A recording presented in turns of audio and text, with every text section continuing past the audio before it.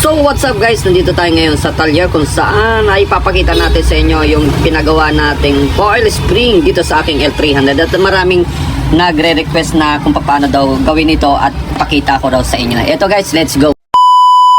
So nandito na nga kami sa Tambo, no, sa may Lipa at kukuha sana kami ng itlog, subalit ay nais ko munang ipacheck ang aking L3. Ayan, ipapakamber natin, then papa-change oil natin mga lodi. So every time na nagpapa-change oil tayo dito, tayo pumupunta kay Sir June dito sa Asada Tire Supplies dito. So ano ba yung camber mga lodi? Ito po yung i-check po yung mga gulong natin dyan sa pang ilalim natin, kasi guys pag hindi mo i-check yan regularly ay maaaring madaling po mapudpud ang inyong magulong dyan guys. So maraming nagtatanong kung bakit lagi daw po na kinakain ang gulong natin, no? So bagamat bago pa ay lagi na pong napupudpud. So yan po yung mga dahilan kung bakit hindi po naka-align ang ating mga gulong idol. At kung patuloy mong gagamitin yan at wala kang pakialam sa iyong sasakyan, maaaring magkaroon ng problema ang iyong sasakyan at lalaki ang gastos ng iyong mga sasakyan mga lodi. So agad ko na nga dinala dito sa Talyer.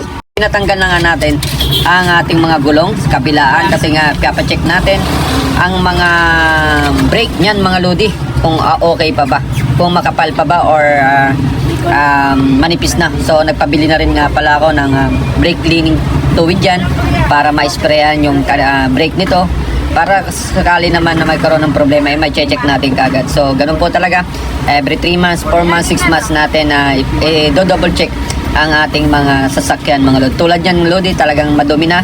So ang ginawa natin dyan ay ayan, pinatingnan natin kung okay pa ba. So makapal pa daw ang ating mga brake shoes. So ang ginawa na lang dyan ay inisprayan po at pininisan para kapit na kapit po ang ating mga gulong dyan mga lodi, in case na magkaroon ng problema ay madali tayong makapagpreno. Ayan, so guys, ayun, ito papakita ko nga sa inyo ang ating pinagawang coil spring. Marami kasi nag-PPM sa ating guys kung paano natin ginawa yan, kung paano saan nilagay.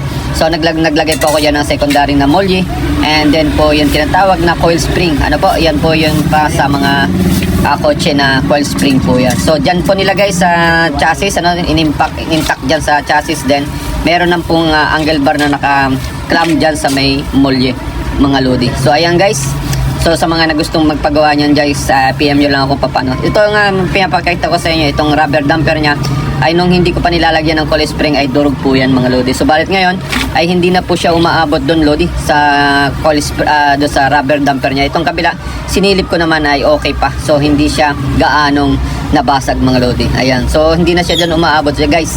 Kaya kung may coil spring kayo na ilalagay dyan, swabe po ang mga takbon. So ayan, nandito nga pala ang ating si Boss June, ang ating idol.